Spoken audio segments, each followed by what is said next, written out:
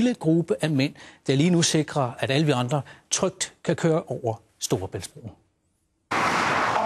Mens Danmark suser forbi, gør selvlysende østeuropæisk professionalisme sig klar til toppen af Danmark.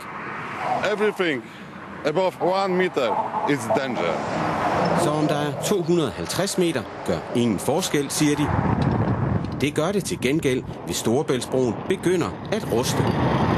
Vi tog dem på ordet og fulgte efter dem til et noget specielt renoveringsprojekt. Arbejdet foregår i dag heroppe i kasse nummer 1, som befinder sig på den nordvestlige del af Storebæltsbroen.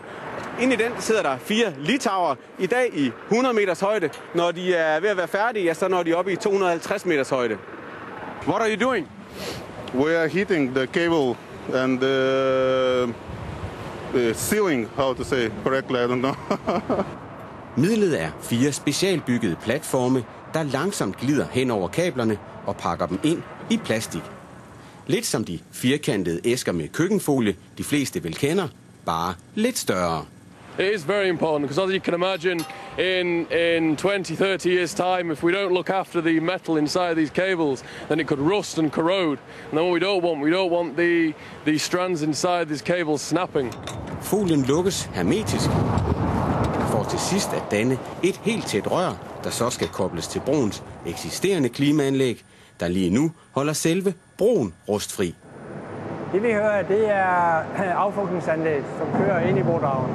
Nærmest som et hjerte pumper det tør luft gennem broen. Med en luftfugtighed på under 50% døgnet rundt. Vi har sat vores system til at køre på 40, for at være sikre på, at vi har en margen op til de 50%. Hvor vigtigt er det her? Jamen, det er vigtigt for ligesom at kontrollere korrosion. Hvor vigtigt er det for kablerne? Og kablerne også, det vil jo forlænge kablernes levetid til, har jeg sagt, uendeligt. Det er det største og højeste projekt af sin art i verden. Men det skræmmer ikke på toppen.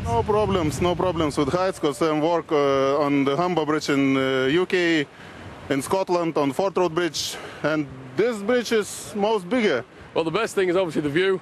It's working a bridge, you're working high up. It's just great. Om alt går vel, er de færdige inden årets udgang. Hele rustprojektet på Storebæltsbroen koster i alt 70 millioner kroner.